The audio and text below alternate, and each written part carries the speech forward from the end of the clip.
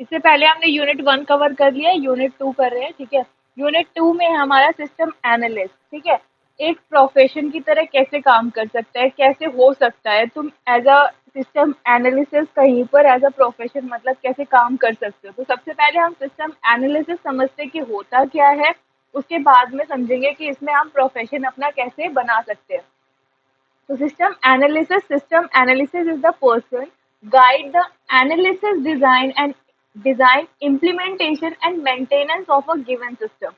अब यहाँ पर देखो, चाहे कोई भी काम करने, जैसे आपको कोई भी चीज हो, चाहे आप किसी भी डेटा पे काम कर रहे हो, आप अपना छोटा सा बिजनेस भी लेके जाओगे तो वहां पर भी क्या होता है कि हम अपनी सेल्स को, अपनी परचेज को, अपनी जो भी चीजें होती है कि हमारी कितनी मतलब हमारा कितना लॉस हो रहा है, हमारा कितना फायदा हो रहा है, हम सारी चीजों को क्या करते हैं, एनालाइज करते हैं।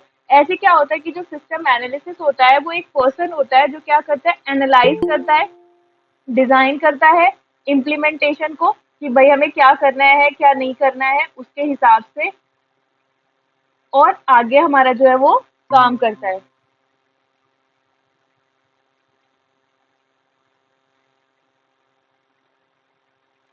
And maintenance of a given system, और क्या करता है, हमारे जो सिस्टम, जो भी सिस्टम होता है उसको मेंटेन करके चलता है। जैसे अगर आज आपने कोई काम कर दिया, जरूरी नहीं है कि आज के मौसम के हिसाब से, जैसे अभी बहुत ज्यादा बारिश हो रही है तो बारिश के मौसम में सबसे ज्यादा जो है हमारे अम्ब्रेला बिकते हैं, है ना, और रेनकोट बिकता है। अब अगर यही चीज मैं ठंड के मौसम में बेचूंगी तो वो चीज काम नहीं करेगी। तो मुझे क्या करना है, एनालाइज करना है कि मैं किस ओकेजन पे किस चीज, कहाँ पर क्या चीज बेच सकती हूँ ताकि मेरे को प्रॉफिट हो, ठीक है। और इन फ्यूचर मैं क्या करूँ, उसकी मेंटेनेंस भी करूँ। जैसे अगर आप कहीं से कंप्यूटर सिस्टम या मोबाइल फोन लेकर आते हो तो वो आपको क्या करता है, 1 साल की वारंटी देता है। वारंटी में क्या आता है, आपका मेंटेनेंस आता है कि अगर आपका 1 साल के अंदर कभी भी फोन में कुछ खराबी होती है, ठीक है, फिजिकली डैमेज को वो इनसिक्योर नहीं करते हैं, तो वहां पर वो क्या करते हैं, उसको मेंटेन करके चलेंगे, ठीक है। ऐसे ही क्या है, बिजनेस के अंदर, आपके सॉफ्टवेयर के अंदर, सब में क्या होता है कि अगर आपने खरीद, जो सिस्टम एनालिसिस होता है वो सबसे पहले एनालाइज करता है कि इस चीज की रिक्वायरमेंट क्यों है, ठीक है। जैसे आप व्हाट्सएप की, इंस्टाग्राम, टेलीग्राम, ये सब चीजों की रिक्वायरमेंट क्यों है, तो किसी ने, किसी पर्सन ने इसको बनाया होगा, उसके पीछे उसका कुछ तो थॉट प्रोसेस चल रहा होगा ना कि भाई क्या रिक्वायरमेंट है इस चीज की। तो वो क्या करेगा, सबसे पहले उसको एनालाइज करेगा कि लोगों को ये चीज क्यों चाहिए, फिर उसके बाद में उसको डिजाइन करेगा, उसकी इम्प्लीमेंटेशन करेगा। एंड लास्ट में देखो, अगर आपने कभी देखा हो तो हमारी जितनी भी आइकन, मतलब जो भी चीजें पहले की बनी हुई है, लाइक व्हाट्सएप है, उसके अंदर सिर्फ व्हाट्सएप के वो वाले फीचर नहीं रह गए। अब जैसा व्हाट्सएप है और जो पुराना व्हाट्सएप था उनको कंपेयर करोगे तो बहुत सारी चीजें क्या हो गई, डेवलप हो गई है उसके अंदर, ठीक है। तो ये क्या हो गया, धीरे धीरे धीरे धीरे मेंटेनेंस उसकी होती रही। तो सिस्टम एनालिसिस क्या करता है, एनालाइज करता है, डिजाइन करता है, फिर उस डिजाइन को इम्प्लीमेंट करता है, एंड देन उसकी मेंटेनेंस भी करता रहता है किसी भी सिस्टम की। अब सिस्टम में आपकी कोई भी सर्विसेज आ सकती है, कोई भी सॉफ्टवेयर आ सकता है, ठीक है। तो ऐसे करके जो हमारा सिस्टम एनालिसिस होता है वो काम करता है। अब role of a system analysis की हमने जाना कि सिस्टम एनालिसिस होता क्या है। अब सिस्टम एनालिसिस क्या काम करता है, ठीक है, क्या उसके रोल है, चेंज एजेंट, ठीक है, मतलब अगर आपकी कोई भी चीज है तो वो क्या कर सकता है, एजेंट को चेंज कर सकता है। जैसे अगर मानो आपने किसी से सर्विस ली हुई थी, आपने कोई सॉफ्टवेयर लिया हुआ था, तो वो क्या कर सकता है कि अगर इन फ्यूचर हमें वो वाला सॉफ्टवेयर, जैसे आपने अपनी कोई भी, कोई छोटा सा बिजनेस है उसके अंदर किसी से सॉफ्टवेयर बनवाया है, ठीक है। अब इन फ्यूचर आपको वो वाला सॉफ्टवेयर नहीं चाहिए तो आप क्या कहोगे कि मुझे किसी दूसरे सॉफ्टवेयर पे चाहिए, या फिर मुझे क्या करना है, इसी के अंदर कुछ चीजें चेंज करके चाहिए, ठीक है। तो अगर वो वाला एजेंट हमारा वो काम नहीं कर रहा है तो हम क्या करेंगे, दूसरे एजेंट के पास जाएंगे और उससे अपना काम कराएंगे। तो वो क्या कर सकता है, एजेंट को चेंज कर सकता है। इन्वेस्टिगेटर एंड मॉनिटरिंग, कि वो देखेगा कि भाई जो काम मैंने बताया था क्या वो उस हिसाब से हो भी रहा है या नहीं, है ना, और सारी चीजों को देखेगा। इन्वेस्टिगेटर करे, इन्वेस्टिगेशन करेगा कि भाई जो मैंने बताया था वो चीज हो रही है नहीं हो रही है, ठीक है। उन सभी चीजों की मॉनिटरिंग करेगा कि जो लोग मैंने काम पर बिठाए, जिनको मैं सैलरी दे रहा हूँ, ठीक है, जिस चीज की भी, तो वो चीज हो रही है वहां पर या नहीं हो रही है, तो ये चीज वो इन्वेस्टिगेट करेगा एंड उसकी मॉनिटरिंग करेगा। फिर उसका आर्किटेक्ट, जैसे सिस्टम एनालिसिस ये भी बताएगा, क्योंकि जब वो डिजाइन करेगा तो वो क्या करेगा, आर्किटेक्ट ही तो बनाएगा ना। तो आर्किटेक्ट डिजाइन करेगा, मतलब किसी भी पर्टिकुलर चीज का। जैसे अगर आपने घर कोई भी सॉफ्टवेयर बनाना है, तो सॉफ्टवेयर के अंदर बहुत सारी चीजें होती है कि यहाँ पर हमारा होम का आइकन रहेगा, यहाँ पर हमारा इंसर्ट का आइकन रहेगा, यहाँ पर हमारा पिक्चर का आइकन रहेगा, क्या क्या चीजें हमारी होनी चाहिए, किस हिसाब से होगी। तो उस सबका क्या होगा, आर्किटेक्ट वो प्रिपेयर करवाएगा या करेगा। ठीक है, सबसे पहले तो उसके माइंड में ही वो चीज आएगी, तो उस हिसाब से वो उसको बनाएगा। फिर उसके बाद में कुछ साइकोलॉजिकल ट्रिक्स होंगी, जैसे अगर आपने नहीं दी ऑपरेटिंग सिस्टम में, मैंने बताया था कि यहाँ पर क्या होता है, जैसे अगर आप कोई भी चीज कर रहे हो, तो उसमें क्या होगा, साइकोलॉजिकल भी आप उसको देखोगे, क्योंकि हम कोई भी सिस्टम डिजाइन करेंगे, चाहे आप कोई भी चीज बना रहे हो, तो वो क्या है, जो हमारी मतलब जो भी हमारे यूजर है, ठीक है, वो उसको किसी ना किसी तरीके से साइकोलॉजिकली क्या करेंगे, उसको देखेंगे। जैसे अगर आपने कोई भी आइकन देखा होगा, तो वो आइकन कैसे होते हैं, हमें क्या कर पाते हैं, आइकन से हम उन आइकन से उस चीज को कनेक्ट कर पाते हैं कि भाई ये वाली चीज जो है व्हाट्सएप का आइकन है, ये वाला जो है वो टेलीग्राम का आइकन है, ये वाला जो है वो किस चीज का आइकन है। और आइकन छोटे ही होते हैं, बहुत ज्यादा बड़े नहीं होते हैं, उनका जो कलर होता है वो हमें अट्रैक्ट करने वाला होना चाहिए। तो इमोशनली और जो हमारे साइकोलॉजिकल जो फैक्ट है, उनको थोड़ा सा ध्यान में रख के हमें क्या करना है, अपने जो भी आप सिस्टम बना रहे हो उसको एनालाइज करना है, और उसके बेसिस पे हमारी साइकोलॉजिकल ट्रिक्स को यूज करना है। ठीक है, और मोटिवेटर का भी काम करता है। अब जो भी लोग उसके मतलब नीचे काम कर रहे हैं सिस्टम एनालिसिस के, क्योंकि उसने सब कुछ बताया है, तो अब अगर चाहे वो उसके अंडर काम कर रहे हैं, तो वो उनको मोटिवेट भी करेगा। ऐसा नहीं है कि जो हमारे ऑफिस में जो भी पर्सन होता है, जो हमारा सुपीरियर होता है, वो हमेशा हमें डांटता रहता है। ठीक है, डांटता भी है, लेकिन जब हम कुछ अच्छा करते हैं, तो वो हमें मोटिवेट भी करता है कि अच्छा हुआ आपने ये काम ऐसे किया, और भी आप ऐसे कर सकते हो, या आप उनको मोटिवेट कर सकते हो कि अगर आप ऐसा काम करोगे तो आपको बोनस मिलेगा, आपको ये मिलेगा। तो इस तरीके से वो क्या कर सकते हैं, मोटिवेटर का भी काम करते हैं। कौन, सिस्टम एनालिसिस। उसके बाद में इंटरमीडिएटर। अब यहाँ पर देखो, कई बार क्या है, हमने एक ऐप डेवलप की, और हम क्या कर रहे हैं, उसको पब्लिकली लेकर जाना चाहते हैं। ठीक है, तो हम डायरेक्टली नहीं लेकर आ पा रहे हैं, या कुछ भी ऐसी चीज है, तो हम क्या करेंगे, एक सिस्टम एनालिसिस के पास जाएंगे, जो क्या करेगा, वो एनालाइज करेगा कि भाई ये जो एप्लीकेशन है वो इस तरीके के लोगों के पास में जा सकती है, मैं इनको जानता हूँ। तो वो एक तरीके से हमारे जो है मीडिएटर का काम करेंगे, जो उन लोगों तक वो पहुंचाएंगे। ठीक है, तो ये कौन काम करेगा, सिस्टम एनालिसिस। ये सारी चीजें समझ में आई, रोल ऑफ सिस्टम एनालिसिस की। Yes, ma'am. ठीक है, उसके बाद में duties of a system analysis, की जो सिस्टम एनालिसिस है उसकी क्या क्या ड्यूटी होती है। डिफाइनिंग रिक्वायरमेंट, सबसे पहले वो क्या करेगा, रिक्वायरमेंट को डिफाइन करेगा कि क्या क्या चीजें, किस किस चीज की हमें रिक्वायरमेंट है। फिर उसको प्रायोरिटाइज करेगा कि रिक्वायरमेंट है, उसके कॉन्सिक्वेंसेस पे हमें किस चीज को प्रायोरिटी देनी है और किस चीज को प्रायोरिटी नहीं देनी है। जैसे अगर मानो कि आपके घर में कोई मतलब कुछ किसी का बर्थडे है, और साथ में ही आपके फ्रेंड का भी बर्थडे है, तो आप उसमें किसको प्रायोरिटी दोगे, अपने फ्रेंड को या अपनी फैमिली मेंबर को।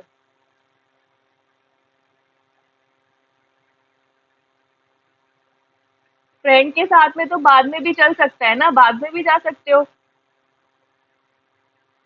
Yes, ma'am. तो फैमिली हमारे लिए सब कुछ होती है ना, तो हम पहले फैमिली को प्रायोरिटाइज करेंगे कि हम मतलब पहले कॉन्सिक्वेंसेस देखेंगे, अगर हमारा फ्रेंड मान जाएगा, या फिर हम ऐसा भी कर सकते हैं कि अपने फ्रेंड का और अपने जो पेरेंट मतलब जिस भी फैमिली मेंबर का बर्थडे है उसका साथ में ही बना सकते हैं, अगर वो हमारे मतलब बहुत ज्यादा क्लोज फ्रेंड है, हमारी फैमिली को भी जानता है, तो मतलब उस कॉन्सिक्वेंसेस पे हम देखेंगे कि किस चीज को हमें प्रायोरिटाइज करना है। ऐसे सिस्टम एनालिसिस ऐसा तो नहीं है ना, क्योंकि हमारे पास में 10 काम होंगे, 10 में से कुछ तो होंगे वो बहुत ज्यादा इंपॉर्टेंट होंगे, और कुछ जो होंगे जो अभी कुछ टाइम के लिए डिले किए जा सकते हैं।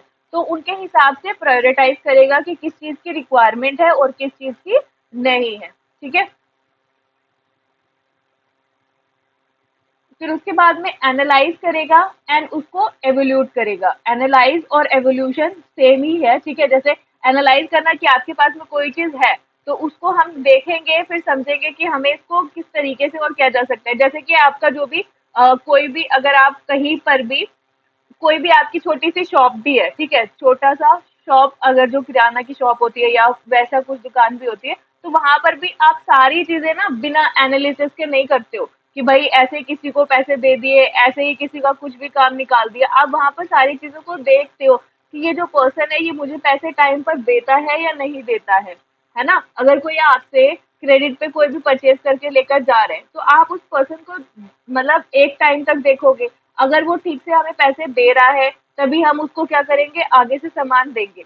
अगर वो हमें ठीक टाइम पर पैसे नहीं दे रहा है, तो हम उसको टोकेंगे, बोलेंगे और आगे से उसको सामान देना भी बंद कर देंगे, है ना? तो यहाँ पर क्या होगा, जो सिस्टम एनालिसिस होगा वो एनालाइज करेगा कि हमारा जो काम है वो ठीक से हो रहा है या नहीं हो रहा है, उसमें क्या कमी आ रही है, कहाँ पे क्या आ रहा है। फिर उसके बेसिस पे वो उसको अगर सॉल्व कर सक वैसे तो उसको ही सॉल्व करना पड़ेगा, तो उसके बेसिस पे वो उसका दिमाग चलाएगा कि भाई कैसे कैसे मुझे इसमें काम करना है और कैसे इसको सॉल्व करूँ, ठीक है? यही चीज़ हमारी सॉल्विंग प्रॉब्लम्स में आएगी। अब सॉल्विंग प्रॉब्लम में क्या, क्योंकि हमारे पास में मल्टीपल टास्क होंगे, कुछ टास्क हमारे जो होंगे वो बहुत ज़्यादा सॉलिड होंगे कि भाई उनको कर पाना थोड़ा-सा मुश्किल हो रहा है। तो हम क्या करेंगे, ज़रूरी नहीं है सिस्टम एनालिसिस अकेला ही सब कुछ सँभालेगा, वहाँ पर वो अपनी कुछ टीम से भी बात करेगा। अगर टीम मेंबर्स को सॉल्व कर पा रहे हैं तो वो ठीक है, नहीं कर पा रहे हैं तो आगे भी वो ज़रूरी नहीं है कि सिर्फ़ एक ही डिसीज़न पर पहुँचकर उसको सॉल्व करेगा। एक ही चीज को सॉल्व करने के मल्टीपल तरीके हो सकते हैं। जैसे अगर हम यहीं पे बात करें, तो यहाँ पर आपकी क्लास लेने के हमारे पास मल्टीपल तरीके हैं कि हम गूगल मीट पे भी ले सकते हैं, ठीक है? या फिर हम उस पे ज़ूम पर भी ले सकते हैं, ठीक है? व्हाट्सएप पे भी आजकल चल गया है, ठीक है? उसमें भी स्क्रीन शेयर होती है, तो वहाँ से भी ले सकते हैं। तो हमारे पास मल्टीपल ऑप्शन अवेलेबल है, पर हम पहले देखेंगे कि हम किस में ज़्यादा कंफर्टेबल हैं, उसके बेसिस पे और बहुत सारी चीज़ों को एनालाइज़ करके फिर हम किसी एक सॉल्यूशन के ऊपर पहुँचते हैं। तो किसी को कोई ऐप अच्छा लगता है, किसी को कोई ऐप अच्छा लगता है, तो उसके बेसिस पे हम क्या करते हैं, सॉल्यूशन को ढूंढेंगे, क्योंकि हमारे पास में मल्टीपल प्रॉब्लम्स है। उसको सॉल्व करने के लिए हमारा जो बेस्ट और पॉसिबल अच्छा तरीका होगा, उससे हम उस प्रॉब्लम को क्या करेंगे, सॉल्व करेंगे। फिर उसके बाद है ड्राइंग अ फंक्शनल स्पेसिफिकेशन, कि यहाँ पर मतलब क्या चीजें हमारे जो भी, जैसे आपके पास में क्या है, मल्टीपल प्रॉब्लम्स तो है, पर उसकी फंक्शनल स्पेसिफिकेशन भी देनी है कि भाई अगर कोई काम है, मार्केटिंग वाले बंदे को मार्केटिंग वाला काम करना है, तो उसके क्या क्या फंक्शन है, क्योंकि हर जगह एक जैसी मार्केटिंग नहीं होती है। जैसे आप देखोगे कि जो भी मतलब मैन्युफैक्चरिंग कंपनी है, उनका अलग तरीका होता है और जो सर्विसेज प्रोवाइड करते हैं उनका अलग तरीका होता है, तो हर किसी के जो फंक्शन होते हैं वो अलग होते हैं। तो उसके बेसिस पे वो क्या करेगा, उनकी फंक्शनैलिटी को स्पेसिफाई करेगा कि भाई क्या चीज हमें किसके थ्रू करानी है, ठीक है? कहीं पर क्या होता है, छोटा स्टाफ होता है, तो क्या करते हैं, एक काम मतलब अगर 2-3 काम है तो एक ही पर्सन को दे देते हैं, ठीक है? ताकि वहाँ पर उसको उसके लिए अलग से किसी स्पेसिफिक पर्सन को हायर ना करना पड़े, ताकि उसका काम भी इजीली चल जाए। तो यहाँ पर वो फंक्शन स्पेसिफाई करेगा भाई किसके क्या काम होंगे। उसके बाद में उसको डिजाइन करेगा, ठीक है? डिजाइनिंग सिस्टम डिजाइन कराएगा, और उसके बाद में अगर सिस्टम के अंदर पहले उसकी टेस्टिंग होगी, फिर टेस्टिंग इवोल्यूशन में आएगी, ठीक है? टेस्टिंग की जाएगी, देखा जाएगा कि जो हमारे डिजाइन है वो परफेक्ट बना है या नहीं बना है। अगर नहीं बना है तो उसके अंदर क्या क्या कमियां हैं, उसको कैसे दूर किया जा सकता है। तो ये सारी क्या है, ड्यूटीज ऑफ सिस्टम एनालिसिस। समझ में आया?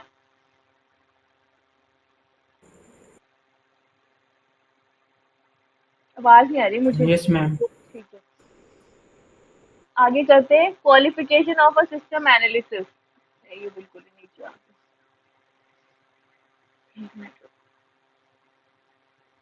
सिस्टम एनालिसिस की कुछ क्वालिफिकेशंस होती हैं, तो वो क्या क्या होती है उसको देखते हैं।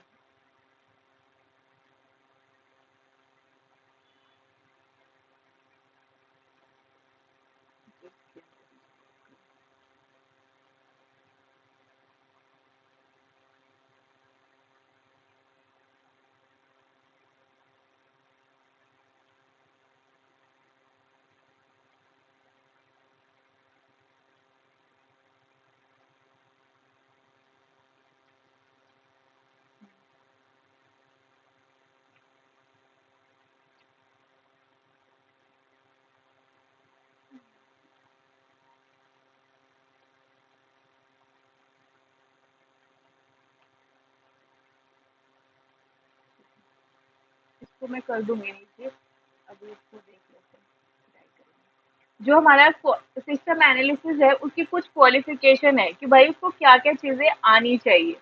सबसे पहले है एनालिटिकल स्किल्स, कि उसके अंदर किस चीज की समझ होनी चाहिए। स्टडी, सिस्टम स्टडी कर सके, ठीक है। किसी भी सिस्टम को अगर उसके सामने किसी सिस्टम का आर्किटेक्चर लाकर रखा जा रहा है तो उसके बारे में उसको पता होना चाहिए कि इस सिस्टम के अंदर क्या क्या चीजें हैं।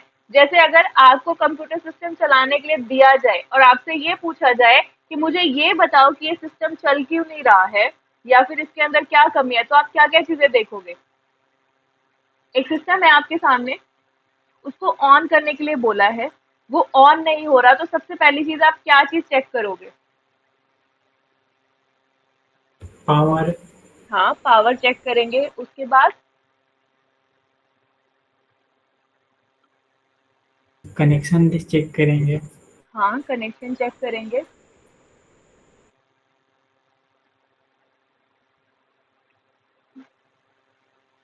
अब नहीं पता मैम। अब नहीं पता। तो यहाँ पर देखो, कोई भी सिस्टम है, अगर आपके पास में कोई भी एप्लीकेशन है या कोई भी सिस्टम अगर आपको दिया चलाने के लिए, सबसे पहले आप पावर चेक करोगे, ठीक है, कि उसका स्विच लगा हुआ है या नहीं। अगर स्विच लगा है तो ठीक है, नहीं लगा है तो लगा देंगे। स्विच लगाने के बाद में हम कंप्यूटर सिस्टम के अंदर सीपीयू को ऑन करेंगे, ठीक है। अगर मॉनिटर का कुछ बटन है तो मॉनिटर का बटन दबाएंगे, उसके बाद उसको चलाने की कोशिश करेंगे। अगर चल गया तो ठीक है, और नहीं चलेगा तो मतलब उस सिस्टम में कुछ ना कुछ डिफेक्ट है। अदरवाइज वो सिस्टम चल जाता अगर हमने सारी चीजें ठीक की है तो यहाँ पर क्या है, उसको ये पता होना चाहिए, एनालिटिकल स्किल्स होनी चाहिए कि सिस्टम के बारे में स्टडी कर सके, ठीक है। फिर उसके बाद में है ऑर्गेनाइजेशनल की नॉलेज होनी चाहिए। जो ऑर्गेनाइजेशनल नॉलेज है यानी कि किस तरीके से उसको ऑर्गेनाइज करना है, ये सब कुछ उसको पता होना चाहिए, ठीक है। फिर उसके बाद में है कि यहाँ पर देखो, ऑर्गेनाइजेशनल नॉलेज का मतलब उसका जो सिस्टम है वो तो हमारा ऑर्गेनाइजेशन उसमें ही भी आ जाएगा। यहाँ पर जो ऑर्गेनाइजेशनल नॉलेज है इसका मतलब हुआ कि जैसे हम कोई भी किसी भी जगह पे जाके काम करते हैं तो वहाँ पे क्या होता है, सिर्फ एक तरीके का काम नहीं होता, वहाँ पे मल्टीपल तरीके के काम होते हैं। क्योंकि हर जगह, जैसे कोई फाइनेंस में काम करेगा, कोई आपका डायरेक्टर होगा, कोई प्रेसिडेंट होगा, कोई आपका रिसेप्शनिस्ट होगा, ठीक है, एकेडमिक डिपार्टमेंट होगा और एडमिशन डिपार्टमेंट होगा और कुछ अदर जो वर्कर्स होते हैं वो भी वहाँ पर होंगे। तो उनके साथ में आपको किस तरीके से बात करनी है। अगर आप सबसे रूडली बात करोगे तो वहाँ पर आपको कोई पसंद नहीं करेगा, ठीक है। तो अगर आप किसी से, क्योंकि सब क्या है, एक दूसरे से कनेक्टेड है, तो अगर आप उनसे बना के नहीं रखोगे तो वहां पर भी हमारी लड़ाई होने के चांसेस बढ़ जाते हैं, ठीक है। तो हमें सबसे प्यार से इस तरीके से बात करें ताकि हमारी जो ऑर्गेनाइजेशन है वो ठीक से चल सके और उसमें हम एक हिस्सा बन सके। उसके बाद में प्रॉब्लम आइडेंटिफाई करना। जैसे अगर कुछ गड़बड़ होती है, जैसे अभी हमने स्टार्टिंग में देखा कि हमारा सिस्टम नहीं चल रहा था क्योंकि हमने उसके अंदर प्रॉब्लम आइडेंटिफाई करी, क्योंकि हमने उसको सारी तरीके से चला के देखा। पहले हमने इलेक्ट्रिसिटी से चला के देखा, फिर उसके बटन को भी क्लिक किया, पर वो नहीं चला, तो हमारी प्रॉब्लम आइडेंटिफाई हो गई। फिर हम उस प्रॉब्लम को एनालाइज करेंगे और प्रॉब्लम सॉल्विंग करेंगे। जैसे अब क्या करेंगे, आइडेंटिफाई कर लिया क्योंकि सिस्टम नहीं चल रहा तो हम क्या करेंगे, वहां पर जाके जो भी ऑर्गेनाइजेशन में आप सबसे पहले किसको बताओगे ये बात कि मेरा सिस्टम नहीं चल रहा।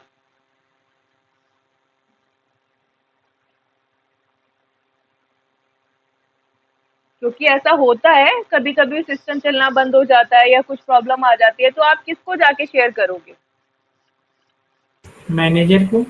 हाँ, मैनेजर को बोलेंगे, अगर हाई डिपार्टमेंट में मैनेजर है। फिर उसके बाद में मैनेजर बोलेगा कहाँ जाओ, आईटी टीम के पास। हर यस जगह मैम। मतलब हर ऑफिस में एक बंदा होता है जो क्या करता है, आईटी मतलब टेक्नीशियन होता है, जो अगर कोई भी आपके सिस्टम में एरर आती है या कुछ भी खराब होता है तो वो ठीक करने के लिए बैठा होता है, तो हम उसको बताएंगे, ठीक है। वो प्रॉब्लम को एनालाइज करेगा। अगर हमारा सीपीयू खराब हो गया है या हमारे मॉनिटर खराब हो गया है तो उसको वो क्या करेगा, रिप्लेस कर देगा, ठीक है। एनालाइज करेगा और उसके बाद में प्रॉब्लम को सॉल्व करेगा, देखेगा कि क्या दिक्कत है, सीपीयू खराब है तो सीपीयू चेंज, मॉनिटर खराब है तो मॉनिटर चेंज, ठीक है। अब क्या हमारे पास टेक्निकल स्किल्स क्या क्या होनी चाहिए। Micro computer, work station, mini computer and main frame computer ये इन सबको हमें चलाना आना चाहिए। अब तुम बोलोगे कि इसकी कोई रिक्वायरमेंट नहीं है, रिक्वायरमेंट नहीं है, लेकिन एटलीस्ट आपको मिनी कंप्यूटर और वर्क स्टेशन चलाना आना चाहिए, ओपन करना आना चाहिए कि भाई इसको कैसे खोलना है। उसके बाद में प्रोग्रामिंग लैंग्वेज की नॉलेज होनी चाहिए, कोई भी लैंग्वेज आपको आनी चाहिए, C++ हो गया, जावा हो गया, कुछ भी आपको आने चाहिए, तभी तो आप सिस्टम एनालिसिस बन सकते हो। सिस्टम एनालिसिस का ही मतलब अभी हमने देखा कि उसको डिजाइन करना, किसी भी सिस्टम को। तो अगर आपको इन सब की नॉलेज नहीं है तो आप सिस्टम डिजाइन ही कैसे करोगे, है ना। तो प्रोग्रामिंग नॉलेज होनी चाहिए, प्रोग्रामिंग की। फिर ऑपरेटिंग सिस्टम का आपको पता होना चाहिए कि किसमें कौन सा ऑपरेटिंग सिस्टम होता है। जैसे ये तो हमें भी पता ही है, ऑपरेटिंग सिस्टम हमें पता है कि भाई किसमें कौन सा ऑपरेटिंग सिस्टम यूज होता है, लेकिन उतना सा ऑपरेटिंग सिस्टम नहीं होता जितना हमें पता है कि यहाँ पर क्या होता है। हम अभी विंडोज में काम करें, आप अपने फोन में कौन सा ऑपरेटिंग सिस्टम यूज करते हो? एंड्रॉयड। हाँ, एंड्रॉइड। तो वो ऑपरेटिंग सिस्टम सिर्फ हमें ऊपर से पता है, लेकिन इस ऑपरेटिंग सिस्टम के अंदर भी बहुत सारी चीजें होती हैं। तो उसके बारे में उसको पता होना चाहिए कि इसके अंदर फाइल मैनेजर कौन है, ठीक है, डिस्क मैनेजर क्या कर रहा है, और भी बहुत सारी चीजें ऑपरेटिंग सिस्टम के बारे में पता होनी चाहिए। Both for PCs and network के बारे में भी पता होना चाहिए। पीसी क्या होता है और नेटवर्क क्या होता है। पीसी मतलब पर्सनल कंप्यूटर, कैसे ऑन होता है, कैसे ऑफ होता है, उसके अंदर हम क्या क्या चीजें देखते हैं, किस तरीके का हमें पीसी चाहिए, उन सब की नॉलेज होनी चाहिए। और उसके बाद में नेटवर्क की रिक्वायरमेंट, नेटवर्क के बारे में भी पता होना चाहिए कि हम किस तरीके का नेटवर्क यूज कर रहे हैं, ठीक है, और उसमें किस तरीके से इंफॉर्मेशन एक जगह से दूसरी जगह पे जाती है, यानी कि डेटा का फ्लो कैसा होता है, ठीक है। उसके बाद में database and file management system की नॉलेज होनी चाहिए। अगर आपने डेटाबेस के अंदर, मैं, हाँ, डेटाबेस में जैसे हम पढ़ भी रहे हैं डीबीएमएस में, तो डेटाबेस की नॉलेज होनी चाहिए कि भाई डेटाबेस में कैसे डेटा को स्टोर किया जाता है। और फाइल मैनेजमेंट सिस्टम क्या है। फाइल मैनेजमेंट सिस्टम का मतलब है कि हर चीज के लिए स्पेसिफिक फाइल बनाकर रखी जाए, ठीक है। अगर आपने क्या किया, मल्टीपल चीजों को एक फाइल में कंबाइन कर दिया, तो वहां से डेटा भी एक्सेस नहीं हो पाएगा और आपके इन्फॉर्मेशन से कुछ भी नहीं निकलेगा, सिर्फ कचरा निकलेगा। तो उसको ना किया जाए, हर चीज से रिलेटेड एक अलग फाइल बनाकर उसके अंदर डेटा को स्टोर किया जाए। डेटाबेस और फाइल मैनेजमेंट की नॉलेज होनी चाहिए। अब देखो, कई बार क्या होता है कि कई लोगों के ना डेस्कटॉप ऐसे भरे हुए होते हैं, मतलब वो कुछ भी सेव करते हैं डेस्कटॉप पे सेव कर दिया, कुछ भी सेव किया डेस्कटॉप पे सेव किया। मतलब डेस्कटॉप ना ऐसा चीज होनी चाहिए कि आपको उस पर देखकर समझ में आए। अगर आप ही क्या करो, अपने डेस्कटॉप को पूरा भर दो, अब उसमें से एक चीज ढूंढने के लिए भी आपको 100 चीजें चेक करनी पड़ेगी, क्योंकि सीधा उस पर आंख जाएगी ऐसा जरूरी नहीं है ना। उससे आपको क्या करना पड़ेगा, धीरे धीरे धीरे सब कुछ चेक करना पड़ेगा, फिर उसके लिए फिर आप अलग से कुछ खोलोगे। तो यहाँ पर क्या है, जैसे अगर आपके पास में अकाउंट डिपार्टमेंट है, तो अकाउंट डिपार्टमेंट का एक फोल्डर बनाओ, उसके अंदर अकाउंट की जितनी भी फाइल्स है उनका नाम दो, फिर उनको सेव करके रखो। तो यहाँ से क्या हो जाएगा, हमारा डेटाबेस में से फाइल को निकालना थोड़ा सा आसान हो जाएगा, ठीक है। ऐसे ही आप क्या करो, अपनी बुक्स को ऐसे ही डेस्क पे या टेबल पे सबको फैला के रख दो। अब उसमें से एक पर्टिकुलर बुक को बोलो, मतलब ढूंढने की कोशिश करो, तो थोड़ा सा टाइम लगेगा ना। लेकिन अगर आपको पता है, जैसे हम लाइब्रेरी में जाते हैं, तो वहां पे क्या होता है, एक अरेंज फॉर्मेट में लाइब्रेरी में सारी बुक्स रखी होती है। तो अगर हमें एक बुक के बारे में पूछते हैं, तो वो हमें ये तक भी बता देते हैं कि वो वाली बुक कौन से मतलब उसमें रखी हुई है, कौन से बॉक्स में रखी हुई है, कहाँ पर रखी हुई है, कहाँ कितनी दूर चला पड़ेगा, ये सब कुछ भी मतलब वो बता देते हैं क्या है, कौन से टेबल पे है, कहाँ है, ठीक है, क्योंकि उनको इसके बारे में इंफॉर्मेशन होती है, ठीक है। ऐसे ही क्या करना है, अपनी जो भी डेटाबेस की फाइल्स रहेंगी या जो भी आपके फाइल मैनेजमेंट सिस्टम में आप फाइल रख रहे हो, तो उसको एक तरीके से मेंटेन करके चलना है, ऐसे ही कुछ भी नहीं रख देना है। Data communication standard and software for local and wide area network. यहाँ पर देखो, एक क्या होता है लोकल एरिया, जब आप कभी काम करने जाओगे ना, तो आपको एक लोकल होस्ट पे काम करने के लिए देंगे, ठीक है। और क्या होगा, वाइड एरिया नेटवर्क के बारे में आपको पता होना चाहिए कि ये क्या होता है, जैसे कि इंटरनेट, ठीक है। तो इंटरनेट को कैसे एक्सेस करना है, कैसे अपनी इंफॉर्मेशन को एक जगह से दूसरी जगह पे भेजना है, तो ये सारी चीजों का ज्ञान उसको होना चाहिए। System development tools and environment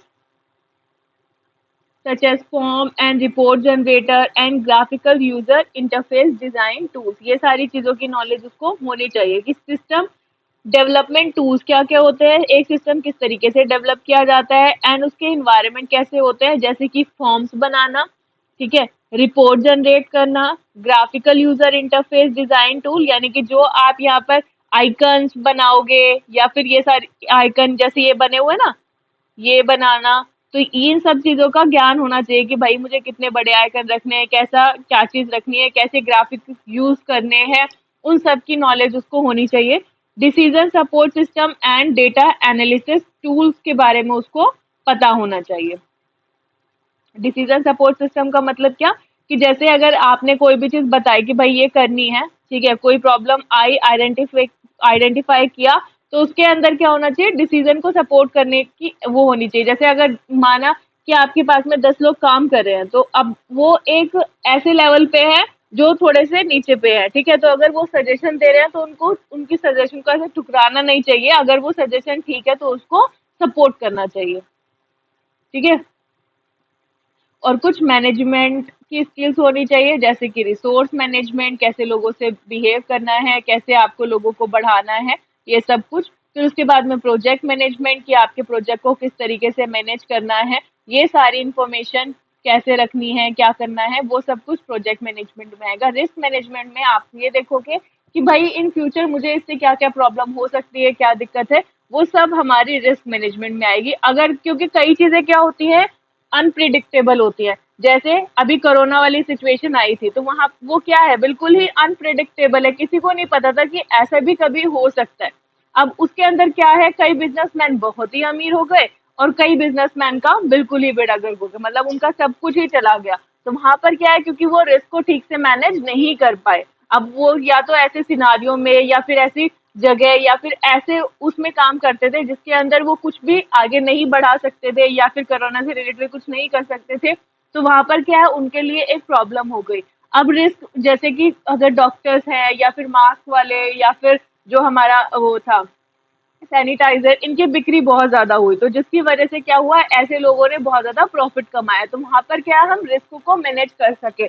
अब ऐसा नहीं है कि बिल्कुल ही कंपनियां बंद हो गई, कुछ कंपनियों ने बहुत अच्छा ग्रो भी किया उसके बाद में, उसको ठीक से मैनेज किया रिस्क को, और अपने इम्प्लॉयज को ऐसे ही छोड़ा नहीं, कुछ तो उनको देते रहे ताकि उनको भी सांत्वना मिलती रहे, ठीक है, कि हम भाई ढंग की जगह काम करें, जिसकी वजह से वो लोग भी हम पर ट्रस्ट कर सके, ठीक है।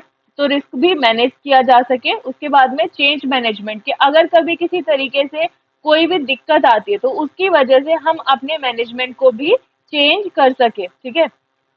ऐसा नहीं है कि रिस्ट्रिक्टेड रहो हर चीज में, कि जो एक पर्सन आपने सेलेक्ट कर लिया वो कभी गलती ही नहीं कर सकता है, ऐसा पॉसिबल नहीं है, गलतियां सबसे होती है। तो इन केस की अगर उससे कोई गलती होती है तो पहले उसको समझाने की कोशिश करो, लेकिन फिर भी अगर वो नहीं मानता है तो उसको चेंज करने से नहीं डरना चाहिए। तो ये मैनेजिकल स्किल्स में आएगा।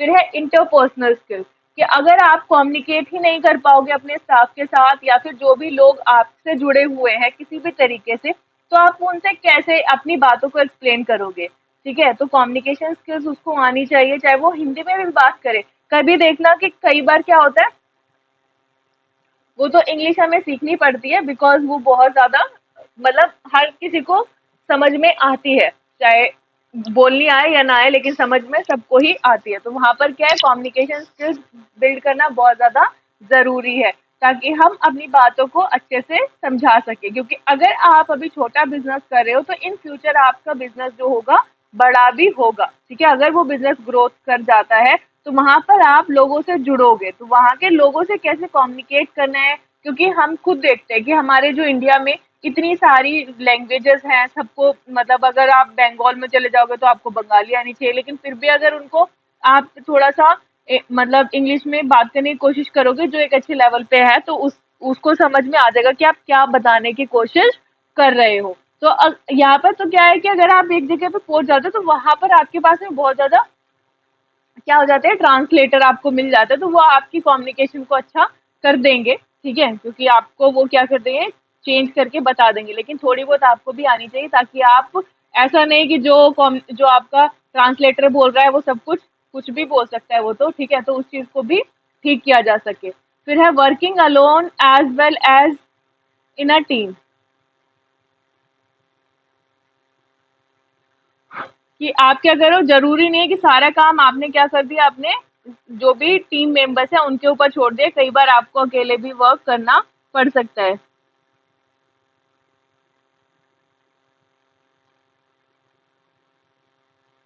फिर है फैसिलिटेटिंग ग्रुप, कि हमारे पास में कुछ ऐसे ग्रुप्स बनाने चाहिए जो क्या है, फैसिलिटेटिंग है, यानी कि वो कुछ ना कुछ उनको मतलब क्या है, जैसे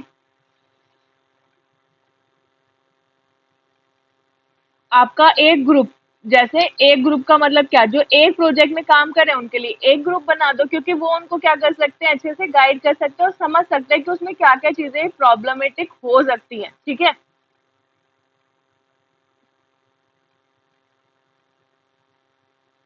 और उसको अच्छे से ठीक कर सकते हैं और एक दूसरे की हेल्प कर सकते हैं। तो यहाँ पर क्या है, फैसिलिटेटिंग ग्रुप उनको प्रोवाइड करने चाहिए।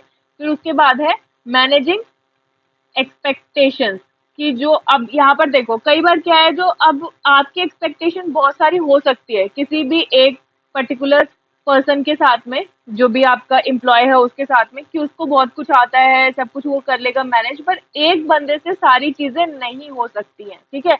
तो आपको क्या करनी है, अपनी एक्सपेक्टेशंस को भी मैनेज करके चलना है। ऐसा नहीं है कि एक ही दिन में आपने जो सोचा है उसको कोई भी बनाकर दे देगा एज अ सिस्टम। उसमें टाइम लगता है, क्योंकि हम जो चीजें एज अ थिंक करके बस सोचे जा रहे हैं, उससे इम्प्लीमेंटेशन में जब लेकर आते हैं तो उसके अंदर हमें बहुत ज्यादा क्या होती है, प्रॉब्लम होती है, क्योंकि एक ही बार में हम उसको पूरी तरीके से नहीं बना पाएंगे, ठीक है। तो उसमें हमें एक्सपेक्टेशन को क्या करना पड़ता है, मैनेज करना पड़ता है। कई बार हमारी एक्सपेक्टेशन बहुत ज्यादा होती है लेकिन वो चीज नहीं हो पाती है, ठीक है, उस पर्टिकुलर टाइम पर, लेकिन over the period of time वो चीज ठीक होती रहेगी। लेकिन अगर कई बार जो है हमारी एक्सपेक्टेशन ठीक नहीं भी होती है उतनी ज्यादा, लेकिन फिर भी हमें एक्सपेक्टेशन के हिसाब से भी ज्यादा अच्छी चीज मिल जाती है, ठीक है। तो यहाँ पर क्या है, मैनेजिंग एक्सपेक्टेशन, की एक्सपेक्टेशन को भी मैनेज करना है, बहुत ज्यादा खुद पर हावी होने नहीं देना है। तो ये सारी थी हमारी क्वालिफिकेशन ऑफ सिस्टम एनालिसिस की, ठीक है। अब इसके बाद में हमारा यूनिट 3 है, प्रोसेस ऑफ सिस्टम डेवलपमेंट। इसके अंदर अगर कुछ समझ में नहीं आया तो वो पूछ लो, ये ज्यादा बड़ा टॉपिक नहीं है और इसमें से बहुत ज्यादा क्वेश्चन भी नहीं आते हैं, एक क्वेश्चन तो आएगा ही। समझ में आया?